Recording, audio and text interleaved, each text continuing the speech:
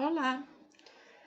Nesta aula, nós vamos falar sobre duas qualidades que o texto dissertativo precisa apresentar, especialmente se ele for voltado para o Enem. Vamos ver do que se trata? A informatividade ela está relacionada com o nosso conhecimento do mundo. Todos nós somos, ao longo da vida, capazes de receber e guardar informações. A partir daquilo que a gente viu, que a gente ouviu, que a gente leu, nós vamos recebendo informações e assimilando. Temos a capacidade de repassá-las. É isso que nós chamamos de informatividade, o conhecimento de mundo que cada um de nós tem. Quanto mais eu for atento ao mundo que está ao meu redor, quanto mais eu prestar atenção naquilo que eu escuto, naquilo que eu leio, melhor será a minha capacidade de informatividade, a minha capacidade de levar informações de qualidade melhor para quem está me ouvindo, para quem está lendo os textos que eu produzo. Mesmo que eu ainda não tenha uma boa capacidade de informatividade, eu posso melhorar isso ou ampliar a qualidade que eu já tenho, especialmente através da leitura. Uma leitura que nos nossos dias precisa ser criteriosa, uma vez que a gente convive com muitas informações, nós recebemos centenas de informações por dia, muitas delas descartáveis, e outras que a gente precisa tomar muito cuidado com as fontes de onde nós retiramos essas informações, né? Sabemos que nos dias de hoje muitas informações falsas são repassadas por não serem checadas, então temos que ter cuidado com as informações que nós estamos buscando ou então recebendo. Através da informatividade, o que eu posso alcançar tendo uma boa informatividade? Através dela, eu vou poder debater, eu vou poder conversar, eu vou poder produzir textos embasados em argumentação coerente e consistente. Então, quanto mais informatividade eu tiver, mais coerente e consistente será o meu texto. Tanto faz ele ser escrito ou ser utilizado em situações formais ou informais de comunicação. Para o Enem, essa qualidade vai ser avaliada especialmente no terceiro critério, que é aquele que trata da organização das ideias, da seleção dessas ideias, desses argumentos e da força desses argumentos, se são de boa qualidade ou não. Como nós fazemos para alcançar a informatividade, então, um bom grau de informatividade? Eu preciso me preocupar com isso? Sim, porque quanto mais informativo for sua redação, mais interessante ela vai ser para quem está lendo e mais consistente será a sua argumentação também. Mas para alcançar esse bom grau de informatividade, eu vou precisar de quê? Em primeiro lugar, eu vou precisar ter um acervo sociocultural bastante abrangente. Então, nós vamos precisar ler, nos informar sobre as mais variadas áreas. Não ficar preso apenas a alguns assuntos, a alguns temas. Você tem que prestar atenção no que acontece ao seu redor, no mundo. Não deixar essas informações passarem, estar bem informado, a par dos acontecimentos nacionais, internacionais. Cruzar essas informações que você está recebendo com as que você já tinha, com as que você recebeu de maneira oficial, através dos estudos na escola, ou da leitura espontânea que você mesmo foi buscar, se interessou por esse assunto, fazer o cruzamento dessas informações. Quantas mais fontes variadas você tiver de busca de informação, você terá contato com opiniões diferentes, né? Você vai poder comparar essas ideias, contrastar, vai poder inclusive reforçar ideias com as quais você já concorda. Então, o ideal é que você leia vários textos sobre o mesmo assunto, mas vários textos também sobre o mesmo assunto, mas com opiniões diferentes. Não busque ler só aquilo que te agrada, busque também aquilo que te incomoda, que te deixa com uma pulga atrás da orelha, que questiona coisas que você já tem como certo. É bem interessante esse tipo de ação. Porque nós precisamos analisar criticamente essas informações que nós recebemos. Quando eu recebo um texto, muitas vezes esse texto nada mais é do que a opinião do outro, que tem tanto valor quanto a nossa. Só que talvez esteja mais convincente porque está melhor embasada, né? Tem argumentos para sustentarem essa informação e acabam nos convencendo. Então, mas isso não impede que eu conteste, que eu analise, que eu discorde. Será que não tem exagero nessa informação? Ou então, será que ela está tentando atenuar essa informação conforme as suas intenções. Então, a gente precisa também analisar criticamente as informações que nós recebemos, inclusive as que nós repassamos também, certo? A informatividade, ela pode me promover para o texto informações.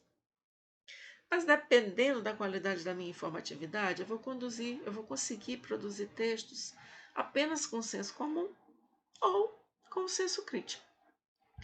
Aqui nós temos uma imagem que representa a diferença entre senso comum e senso crítico. De um lado nós temos o senso comum, todos iguais, dizendo, coitado, ele é tão diferente. E do outro lado nós temos o senso crítico, que pensa o quê? Que desperdício, todos iguais. O senso comum, que é um tipo de informação que nós recebemos ao longo da vida, vai sendo construído à medida que a sociedade vai se desenvolvendo. Pode e deve servir de base para os nossos textos, só que ele não deve estar sozinho no texto, ele não é suficiente para desenvolver um texto de qualidade. Nós precisamos buscar o senso crítico, que é aquele que vai buscar as informações, mas vai analisar essas informações antes de repassá-las. Tá? Então, do senso comum, nós temos que, de certa forma, fugir e buscar o senso crítico. Ele pode ser utilizado, inclusive isso é o que a maioria de nós fazemos, mas ele não deve ser utilizado sozinho num texto. Vamos entender por quê? Esse senso comum do qual nós estamos falando é aquilo que todo mundo vê, que todo mundo fala, que todo mundo sabe. Porque ele foi construído, de geração para geração, sendo transmitido. As pessoas receberam essas informações, não contestaram, acataram como verdade e vão passando adiante. Mas de onde vêm essas informações? Ela é feita com base no cotidiano, na experimentação, na observação e tenta explicar a realidade em que a pessoa vive. Mas isso sem estudos prévios ou sem provas científicas. É um caráter muito mais subjetivo. A pessoa pensa que é assim, diz como se fosse verdade e passa adiante. Os outros recebem, ok, e repassam, né? Sem analisar, sem avaliar se aquilo é verdade ou não, mas vai sendo repassado ao longo das gerações de uma sociedade. Ele pode ser empregado na dissertação, mas não como única fonte. Isso a gente deve evitar, tá? Porque vai ser um texto com argumentação fraca. Nós vamos ver já já como é que isso ocorre.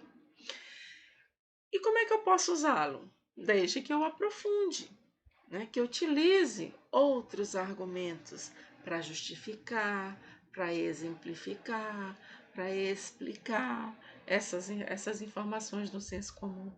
Né? Da consistência, mostrar que ele é lógico, que ele é crível, que se pode acreditar, que faz sentido. Vou pegar exemplos concretos, vou pegar dados, vou pegar situações de cotidiano que comprovem essas afirmações, que não são meros achismos ou algo que alguém disse ou ouviu falar e eu estou repetindo, mas sim coisas que são de fato possíveis, que são críveis, que são verdadeiras. Então, como é que eu faço para fugir do senso comum? Eu vou precisar de muita leitura, mas leitura de várias áreas do conhecimento. Da filosofia, da literatura, da música, da história, da biologia, da geografia, da sociologia. Várias áreas do conhecimento vocês têm na escola, mas também vai poder buscar da religião, né? Há coisas que estão fora do universo escolar também, tá? Quanto mais informações eu tiver, melhor será a minha capacidade de quê? De justificar as informações que eu estou passando, certo? Vamos ver um exemplo de um texto construído apenas com informações do senso comum. Ter conhecimento básico sobre técnicas de primeiros socorros é muito importante, porque pode salvar a vida de muitas pessoas. Isso, acredito que todos nós saibamos. Não precisa ter lido, se informado muito para saber que se a gente tiver conhecimentos básicos de primeiros socorros, a gente pode salvar vidas. Então isso é importante, né? Informação que se você tem, eu tenho, todo mundo tem. Quem estiver lendo esse texto não vai estar recebendo informação nova nenhuma. Esse é um problema da gente usar o senso comum. seu texto fica sem a informatividade. Pode salvar crianças, idosos, jovens, ou seja, pessoas de todas as faixas etárias. Essa informação já estava contida na primeira frase, porque quando eu digo que pode salvar a vida de muitas pessoas, é óbvio que essas pessoas podem ter várias idades. Se uma criança se engasga, por exemplo, ela pode morrer. Todos nós somos capazes de deduzir isso, né? Especialmente se ela não for socorrida prontamente. No entanto, se alguém próximo a ela tiver conhecimentos de primeiros socorros, há grandes chances de sobreviver. Esse texto tem problemas de outras ordens, né? De pontuação, de construção, mas a argumentação dele é muito fraca, porque ele apenas aparenta ser um conjunto de frases com informações que ele viu, ouviu, né, ou leu em algum lugar. Não tem embasamento que justifique, que comprove, não tem exemplos, não tem dados, não tem citações, não tem outras informações além de afirmações que a gente ouviu falar e que são facilmente deduzíveis. Para quem ler esse texto, não haverá nenhuma informação nova. Então, como foi feito apenas no senso comum, tem baixíssima informatividade. Aqui nós vamos ter um exemplo de um texto que trabalha o senso comum, mas aprofunda, trazendo outro tipo de dados, né? Outro tipo de argumentos, de informações para o texto. Se ele ia falar sobre a importância dos primeiros socorros para as crianças, ele foi em busca de outros argumentos, de outras informações, de outros dados para colocar nesse texto. Vamos dar uma olhada? Lucas Begales Zamora, de apenas 10 anos, morreu em setembro de 2017 ao se engasgar com o lanche durante o passeio escolar. Vocês sabiam disso? Eu não. Então, para mim, esse texto já trouxe uma informação nova. Como o autor sabia que a temática era a importância dos primeiros socorros no atendimento às crianças, ele foi buscar uma reportagem que foi veiculada sobre uma criança que morreu justamente pela falta desses primeiros socorros. Então aí ele utilizou uma técnica da ilustração, né? Você narrar uma pequena cena, descrever uma pequena cena para ilustrar aquilo que você vai afirmar depois. É curta essa narrativa, né? Mas é muito boa. Para enfrentar o perigo iminente para crianças em situações como essa, o Congresso Nacional aprovou o projeto de lei 9.468/18. Vocês sabiam que existe essa lei sobre isso? Eu também não sabia. Então já tem outra informação nova para mim, um texto com muita informatividade. Observe que ele teve o cuidado de ver, antes de sugerir a criação de alguma lei, ele foi se informar e já sabe que tem uma lei e trouxe essa informação para a gente, certo? Desde então, o que diz essa lei? Escolas públicas e privadas são obrigadas a capacitar a comunidade educativa sobre noções de primeiros socorros, que era onde ele queria chegar, né? Se na escola tivesse alguém com essas informações, essa vítima teria sido poupada, certo?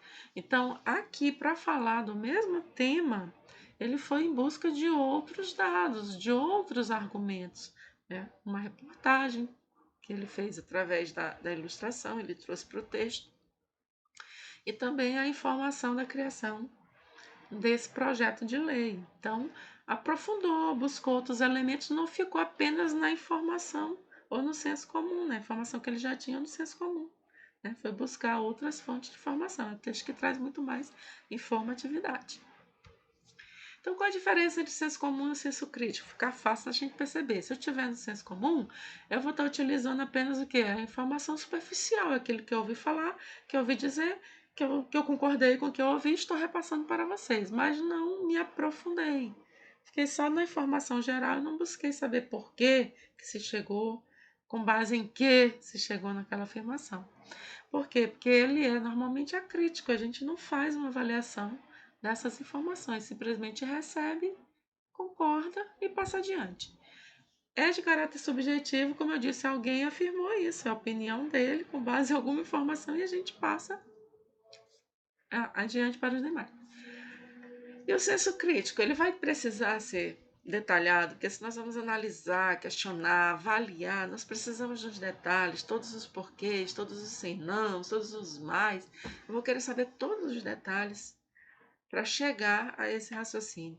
Muitas vezes ele vai ser pouco previsível, porque quando a gente começa a analisar, a gente puxa o fio da meada que a gente não sabe até onde vai. A partir do momento que a gente vai desenvolvendo o raciocínio, pode chegar, né, a um destino completamente inesperado no início dessa viagem, dessa avaliação dessa ideia. Ele vai apresentar uma argumentação consistente, né? Consistente quer dizer o quê? Que é digno de crédito, que é crível. Como é que eu vou provar que ele é consistente, que ele é válido, que ele tem lógica, né? Eu vou ter que, ou que tem coerência, nós vamos buscar elementos para comprovar isso, dados, fazer alusões, né? Algo que comprove essa informação que eu estou trazendo. Por isso ele vai se apoiar no raciocínio lógico, já que vai contestar, avaliar e querer comprovar, ele vai precisar do raciocínio lógico, certo? Como eu faço então para fugir do senso comum? Eu vou ter que especificar as informações com exemplos de situações e de fatos concretos, como a gente já disse. Vou ter que acrescentar a minha argumentação, o nosso conhecimento do mundo, levando diversas áreas do conhecimento para discussão, tá? Lembrando, quanto mais variada for a área de conhecimento que eu empregar no meu texto, melhor será considerada a nossa argumentação. Se eu conseguir utilizar elementos, por exemplo, da literatura, combinados com geografia, com história, tanto melhor vai ser considerada a minha argumentação. Construa raciocínios de causa e de efeito, por exemplo, para desenvolver essa ideia. Olha, se isso acontecer, vai gerar esse resultado.